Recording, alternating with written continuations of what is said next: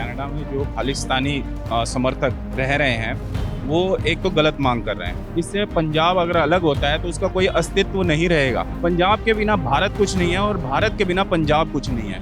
मेरी फैमिली जो है सिख है, मैक्सिमम लोग सिख हैं, लेकिन मेरी फैमिली में कोई भी आदमी जो है खालिस्तान का समर्थक नहीं है।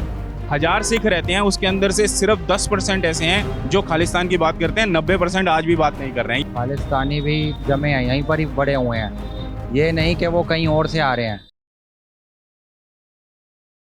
नमस्कार, आप देख रहे हैं सौगन टीवी पे और हम आज तिलक मार्केट में आए और मार्केट में आने का मकसद सिर्फ इसलिए है क्योंकि यहाँ सिख कम्युनिटी या पंजाबी कम्युनिटी के लोग ज़्यादा रहते हैं।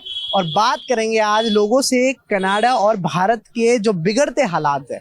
लगातार जिस तरह से कनाडा के प्रधानमंत्री जस्टिन ट्रूडो भारत G20 पे आए, जब प्रधानमंत्री नरेंद्र मोदी ने उनसे सवाल किया कि आप खालिस्तानियों को वहाँ पर रोकने में असमर्थ रहे, लेकिन यहाँ पर चुप रहे। जाने के बाद जब वहाँ पर उन्होंने भाषण दिया और बोला कि हरदीप सिंह निज्जर की हत्या में भारतीयों का हाथ है। इस पर लगातार अब सियासत हो रही है और दोनों देश लगातार हालात खराब होते जा रहे हैं, रिश्ते बिगड़ते जा रहे हैं। कनाडा को एक तरह से मिनी पंजाब भी कहा जाता है क्योंकि पंजाबी वहाँ पर बहुत ज़्यादा हैं काम वाम के लिए, पढ़ाई के लिए। तो लोगों की क्या राय है, कुछ उनके जो घर वाले रहने वाले हैं बहुत से लोगों के हैं, कहा जा सकता है कि 1 से हर तीसरा इंसान पंजाब का वहाँ पर है।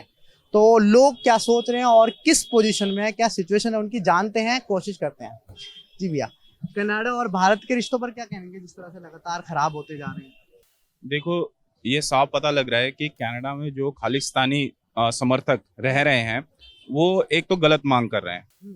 पंजाब भारत का एक अभिन्न अंग है और वो हमेशा से अभिन्न अंग रहा है और हमेशा रहेगा आगे चल के। ठीक है, ये जो भी बात वहां पर उठाई जा रही है वो साफ पता लग रहा है कि हमारे जो पड़ोसी देश है उसके बहकावे में बात उठाई जा रही है। ठीक है, और उसका पूरा समर्थन उनको मिला हुआ है।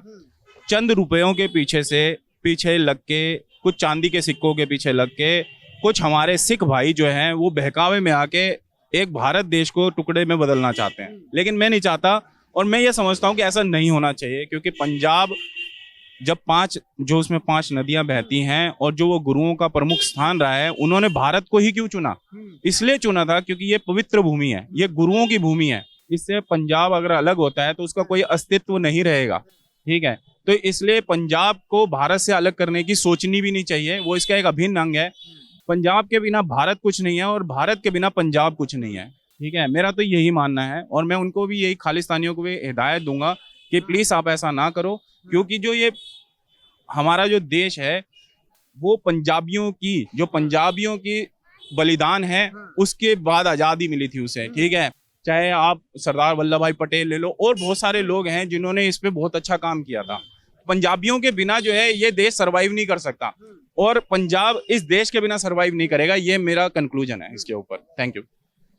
इसके अलावा एक सवाल बनता है, क्या आपके कोई परिवार से या कोई जानने वाले में कनाडा में रहते हैं?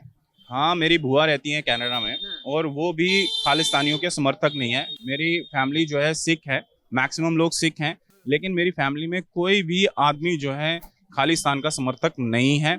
वो यही चाहते हैं कि अमन और शांति बनी रहे जैसे पंजाब में बनी रही है, क्योंकि पंजाब की धरती ने हिंदुस्तान को बहुत कुछ दिया है। लेकिन अब जिस तरह से दोनों देशों के हालात बिगड़ते जा रहे हैं, रिश्ते, इस पर वहां पर जो आपकी फैमिली रह रहे हैं उनको कोई परेशानियों का सामना करना पड़ रहा है? नहीं, कुछ परेशानी का कोई सामना नहीं करना पड़ रहा। अगर वो इसमें इन्वॉल्व नहीं होते हैं तो ऑब्वियसली परेशानी तो आएगी नहीं। ये सारी बात शुरू तब होती है जब आप उसमें इन्वॉल्व होते हो।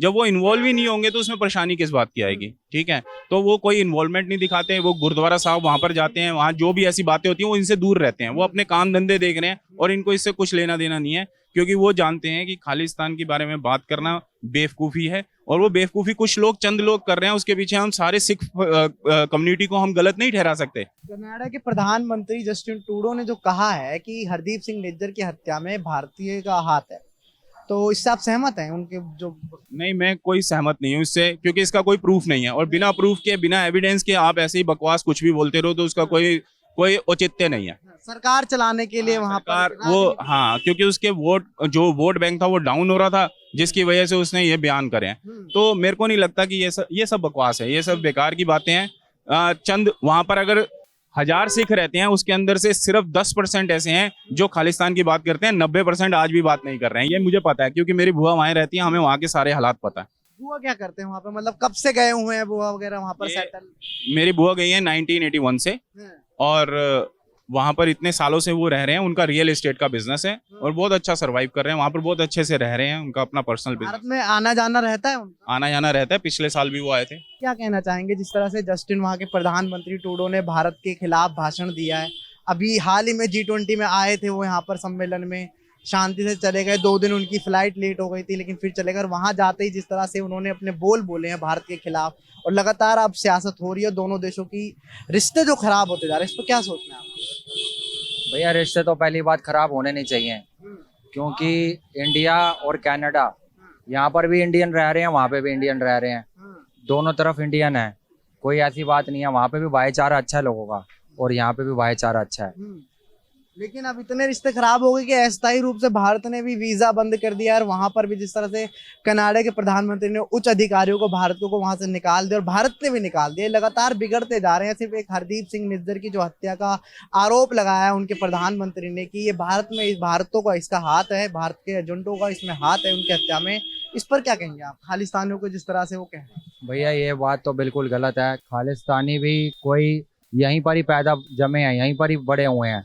ये नहीं कि वो कहीं और से आ रहे हैं, यहीं पंजाब में ही है खालिस्तानी, इंडिया में भी है, अपना दिल्ली में भी है, हर जगह खालिस्तानी है। खालिस्तानी भी तो इंसान है, चाहे वहाँ पे भी रह रहे हैं, वहाँ के लोग हैं, कोई भी हो, इंसान है हर कोई। लेकिन इंसान को इंसान के हिसाब से देखना चाहिए। ये नहीं कि वो खालिस्तानी है या मुसलमान है या सिख है या हिंदू है, ऐसा कुछ नहीं होना चाहिए। वहाँ के भी लोग, कनाडा के भी आ रहे हैं। पाकिस्तान को अलग देश बनाने की मांग है, उसके ऊपर थोड़ा सा इस वजह से होता है। खालिस्तान देखो, ये चीज़ तो बिल्कुल गलत है सरकार की। खालिस्तानी जो है वहाँ पर पंजाब में भी हैं, इधर भी हैं और कनाडा भी होंगे, ऐसी बात नहीं है कि वहाँ पे भी नहीं है। लेकिन ये सोचना सरकार का गलत है कि खालिस्तानी का अलग ही कुछ बना रहे हैं वो, कि भाई अलग अलग ये है, ना हिंदू में आ रहे हैं, ना सिख में आ रहे हैं, ना मुसलमान में आ रहे हैं। ये बात गलत है उनकी, तो इनसे मैं सहमत नहीं हूँ।